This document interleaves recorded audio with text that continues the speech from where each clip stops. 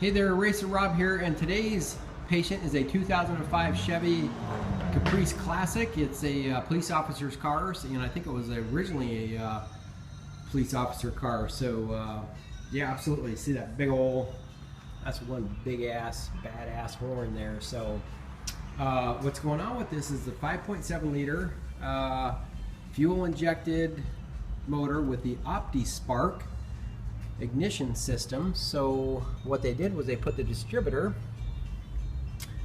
down there below the pulley.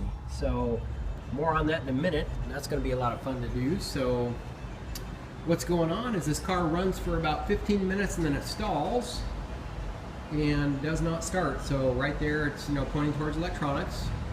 So specializing in being the car doctor, Dr. Rob here, what's going on is right here is the distributor assembly, and it has two, it's called OptiSpark because it has two optical sensors in it, a low resolution and a high resolution.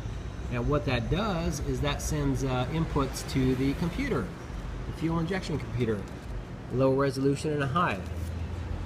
And going over this block diagram, it's all about inputs and outputs. So here's your distributor assembly that rotates and it fires to each cylinder there. The computer, the fuel injection computer, it sends all these signals, inputs, to the powertrain control module or engine computer.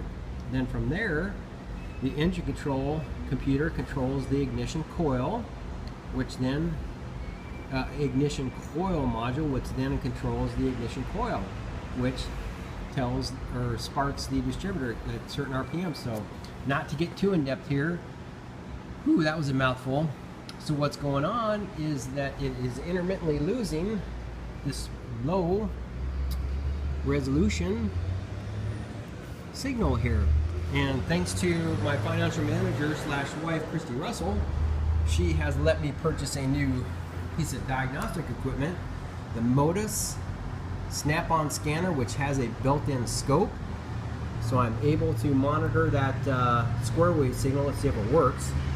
If it works, it's going to start up. If we don't see a square wave signal cranking, then it's not going to start. Oh, it tried. So that should be a nice square wave signal, but it's not. Let me show you what the high resolution looks like. Make sure I'm getting that right. Got to get my facts straight. So yeah, low resolution. Let me connect onto the high resolution B and show you what that square wave should look like. And by the way, it would be a whole lot of guessing without this Modus oscilloscope. So Christy, I really appreciate you letting me buy that. Put this here. Kind of hard to do this with one hand. Usually on the connector, so that's the purple wire there. By the way, the wiring diagram is wrong. You'll find that occasionally.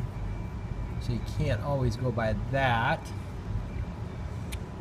So get that there. Come on, buddy. There we go. I want to show you what that 5-volt square wave should look like on my cool. I mean, who would have known we're using oscilloscopes to troubleshoot and fix cars? Well, actually I did 20 years ago. That's where I got my electronics degree. So here's what a square wave should look like. Kind of change that resolution there so we see how that looks better. There we go. Half the battle is learning how to use this equipment. But that's what I spend many nights doing, right, Christy? Oh, it's not touchscreen. What am I doing? Let's try that. I was thinking it was my laptop computer. Okay, here's what a 5 or a square wave should look like. Let's slow that down a little bit so we see that better. 15 milliseconds. There we go, nice square wave there. So that's what's happening on the other input there, the low res. We just saw that there, the high res, the Opti sensor's doing a nice square wave. but we're actually losing the low res square wave. So once again, the 1995 Chevrolet Caprice 5.7 liter Impala SS with the no start. And to fix that, we're gonna have to go down here and replace the distributor, which is behind the water pump there. So that is the fix. And we got it with the Snap-on Modus lab scope. So once again, Racer Rob and the team at Integrity Auto Care over and out.